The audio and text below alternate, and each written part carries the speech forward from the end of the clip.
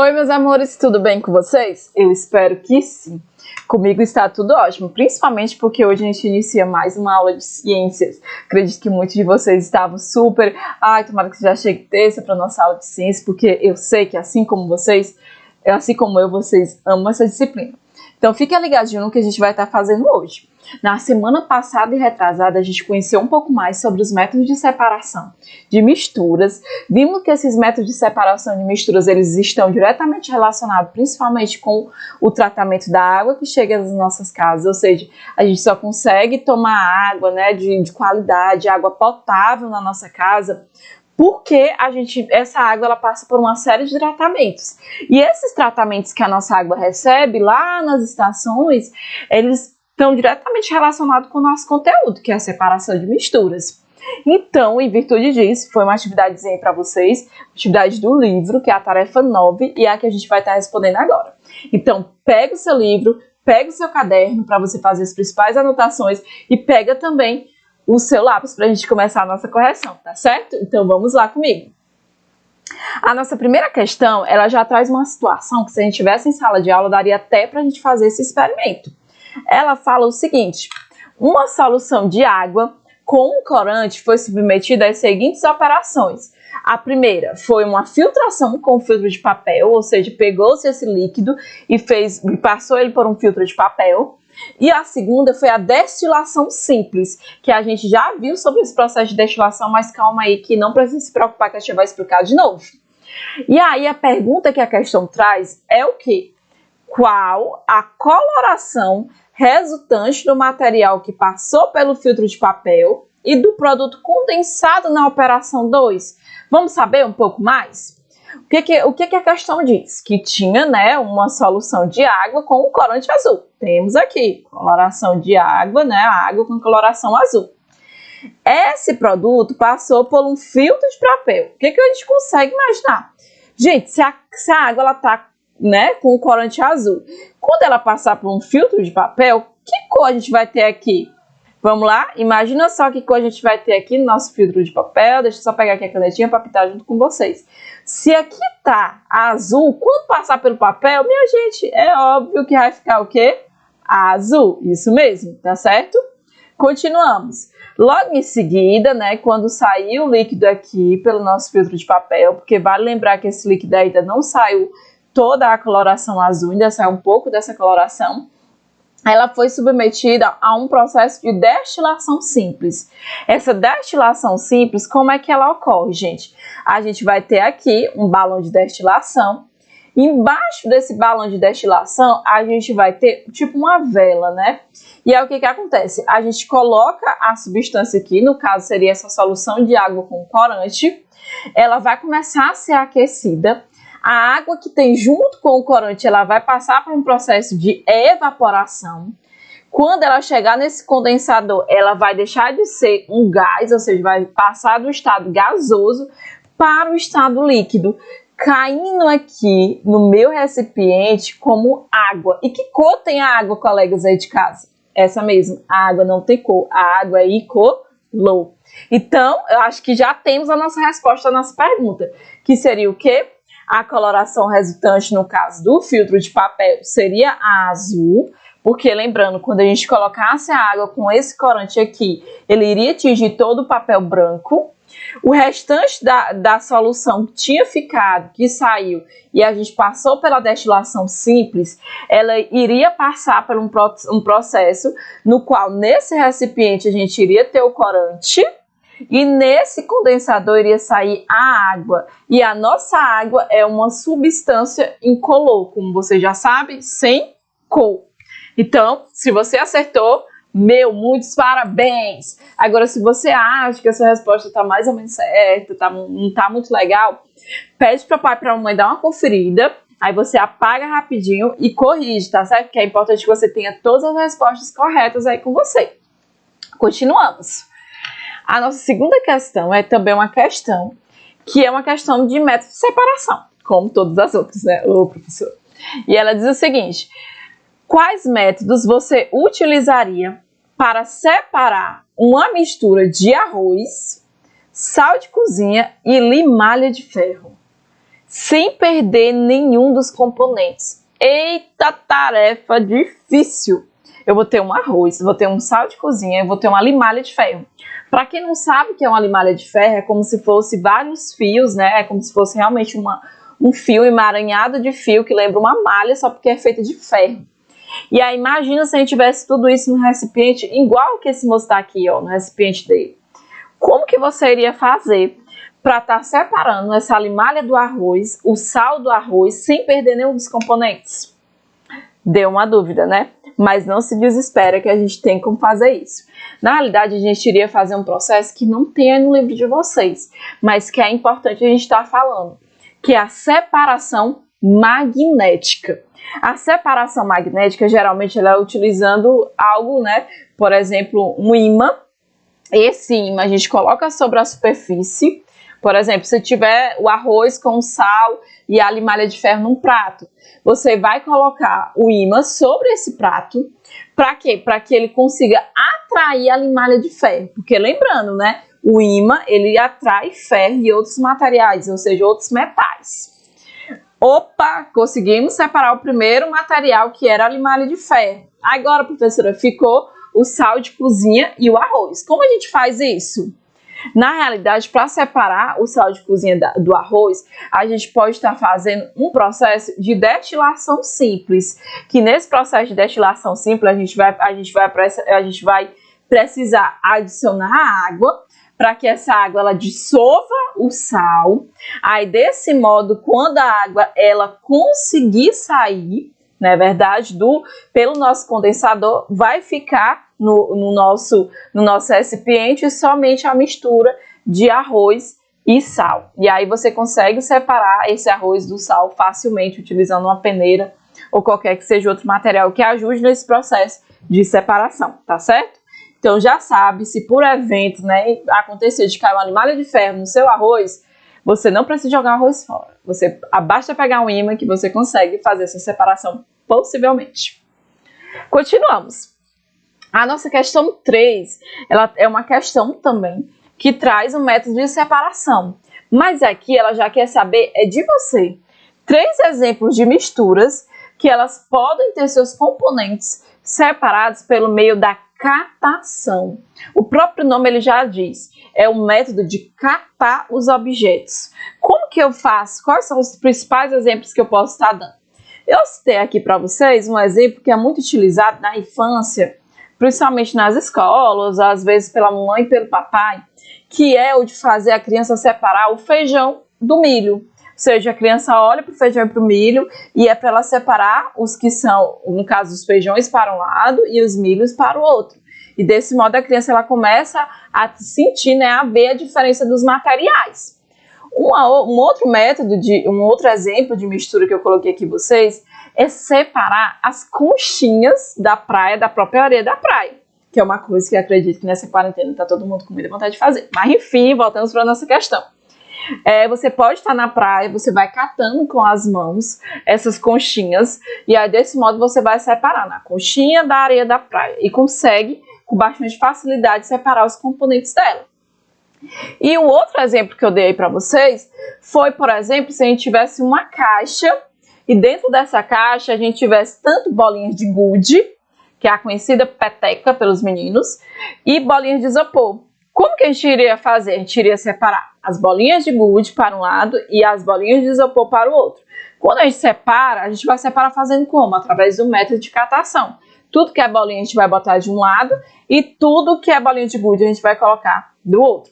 Esses são uns exemplos que eu estou dando como sugestão.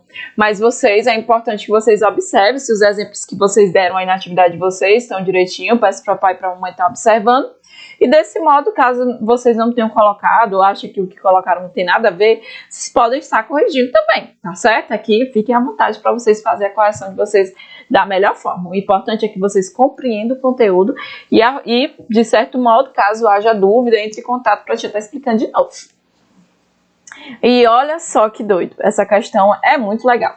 Ela diz o seguinte: se você ficasse perdido em uma ilha e não encontrasse uma fonte natural de água doce e potável, o que você deveria fazer para sobreviver? Imagina só a seguinte situação. Você foi viajar com a família depois dessa quarentena, foi para Fernando de Noronha, né, que é uma ilha, e aí o que acontece? Você se perdeu na ilha de Fernando de Noronha, né? E quando você se perdeu, você não conseguiu encontrar um rio, por exemplo, que é uma fonte natural de água doce. O que você faria para sobreviver, já que a água do mar ela é totalmente inviável para a gente estar tomando ela, né? Na realidade, o método mais fácil que você poderia fazer era o quê? Você pegar uma parte da água do mar, esperar que ela evapore. Depois que ela evaporasse, o que é que você iria ter? Iria ter a retirada do sal. E aí, com a retirada do sal, você poderia fazer o quê? Poderia estar tirando as impurezas daquela parte da água. Logo em seguida, você poderia estar adicionando só um pouquinho da água do sal, ou seja, a água do mar, para que aquela água ela passasse por um processo de condensação, ou seja, de transformação. E desse modo você obter uma água sem impureza, ou seja, uma água totalmente potável. Isso a gente pode fazer também em laboratório, utilizando o método de quê? O método de destilação simples, no qual eu posso estar colocando a água salgada aqui no meu balão de destilação. Com o meu bico de Bunsen, eu ia começar a ferver essa água. O que iria acontecer, professora?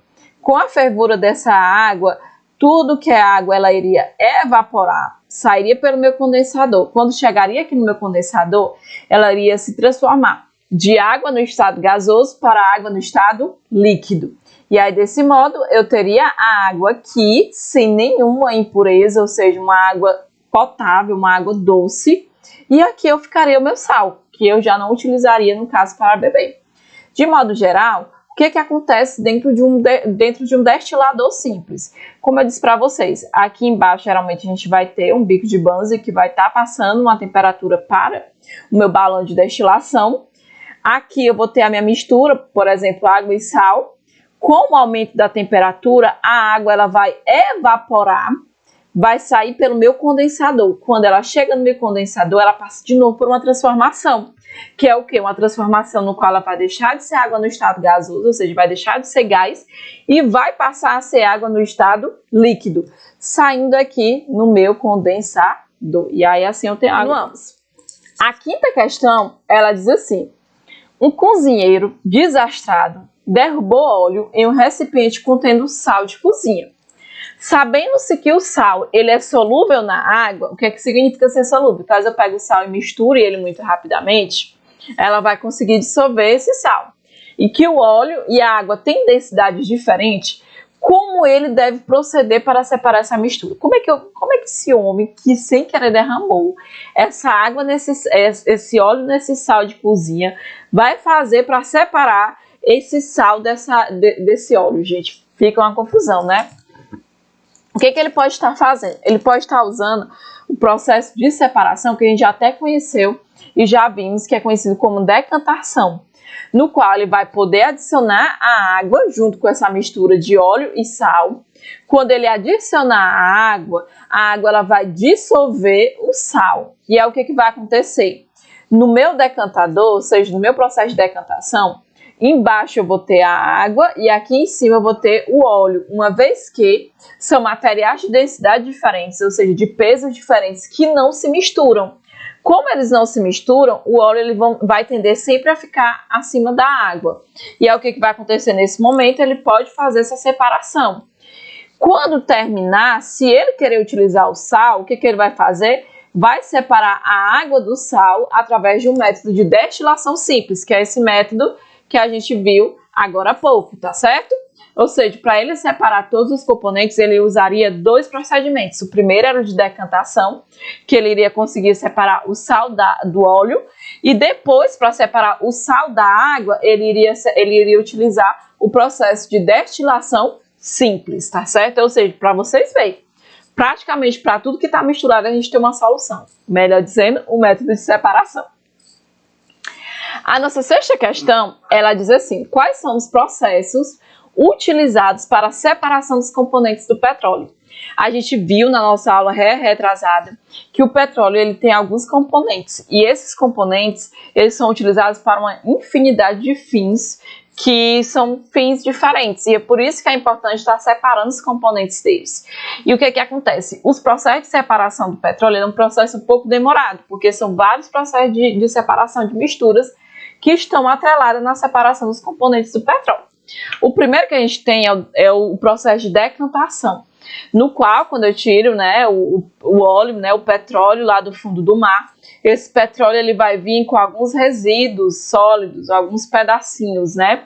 E o que acontece? Para mim separar esses resíduos sólidos do meu óleo, do meu petróleo, eu posso estar utilizando um bastão, no qual eu vou estar separando, vou estar passando para um outro recipiente apenas o material líquido. Porque, lembrando, o processo de decantação, ele sempre vai separar materiais com densidades diferentes, ou seja, com pesos diferentes. Como os pedaços sólidos, né, as partículas sólidas que vêm junto com o petróleo, como é o caso da areia, são mais pesadas, elas vão tender o quê? A ficar no fundo. E aí, desse modo, eu vou conseguir tirar o meu óleo. E aí, faço o primeiro processo de separação. Mas, gente, o que acontece? Nem sempre, quando eu separo aqui na decantação, todos os resíduos eles são liberados, ou seja, eles são eliminados. E para que eu tenha uma eliminação total dessas partículas sólidas do meu petróleo, o que eu preciso fazer? Utilizar um segundo método de separação, que vai ser o método de filtração. Isso mesmo, utilizando um funil com papel, você vai colocar a minha mistura, no caso o petróleo com alguns resíduos um pouco menores que ainda restam. E aqui eu vou obter o petróleo puro. Mas, como eu disse para vocês, o intuito é separar os componentes do petróleo para diversas finalidades. Então, a gente vem no último, né? Que vai ser o nosso processo de destilação fracionada, que nessa destilação fracionada eu vou utilizar uma grande fornalha, que nessa fornalha eu vou ter bandejas diferentes que vão estar separando os componentes do petróleo, levando em consideração o momento, ou seja, o ponto de evaporação de cada um. Como assim, professora? O momento em que meu petróleo ele vai deixar de ser um líquido e vai passar a ser um gás. E aí, desse modo, você vai conseguir separar o seu petróleo, os componentes desse petróleo.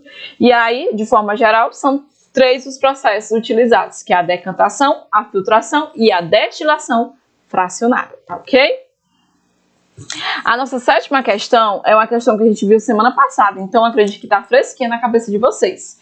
Numa das etapas do tratamento de água que abastece uma cidade, a água é mantida durante certo tempo em tanques para que os sólidos em suspensão se depositem no fundo. Qual o nome desse processo? Como que é o nome desse processo no qual eu vou colocar a água e tudo que é de sedimento, ou seja, tudo que é partícula pesada vai ficar embaixo? Deixa eu ver. É esse mesmo, galera de casa. É o processo de decantação, como a gente já viu, inclusive na questão anterior. No processo de decantação, ele vai estar separando os materiais, levando em consideração os seus pesos. Tudo que é mais pesado vai tender a ficar na parte de baixo, ou seja, aqui numa estação de tratamento vai ficar no fundo do tanque. E tudo que é líquido e menos pesado, como é o caso da água nessa situação, ela vai tender a ficar em cima.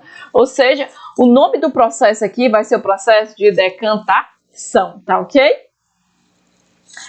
A nossa 8ª questão, ela também traz uma questão que quer saber, uma questão inclusive bem direta, e ela quer saber qual é o método adequado para separar os componentes das células do nosso sangue.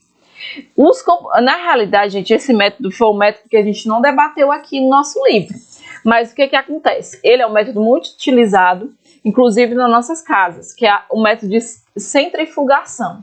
A centrifugação ela é utilizada na nossa casa como, professora?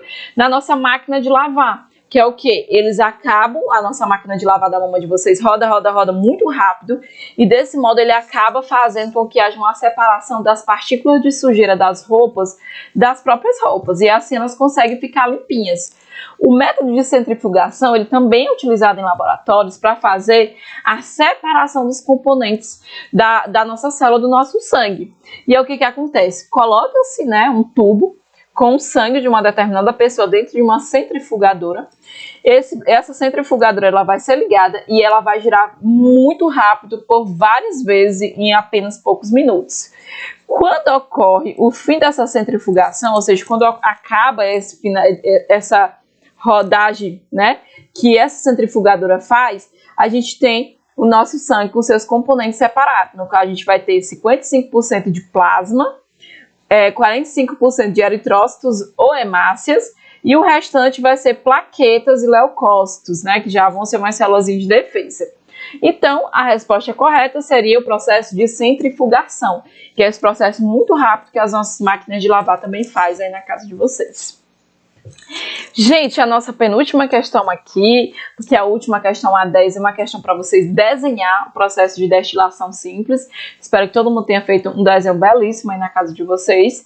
E a nossa penúltima questão que a gente vai estar, aliás, a última no caso, né, que a gente vai estar respondendo é a questão número 9, que ela diz assim: no processo de limpeza de uma piscina, antes da aspiração normalmente é jogado na água uma substância que faz com que a sujeira vá para o fundo. Qual o nome desse método de separação?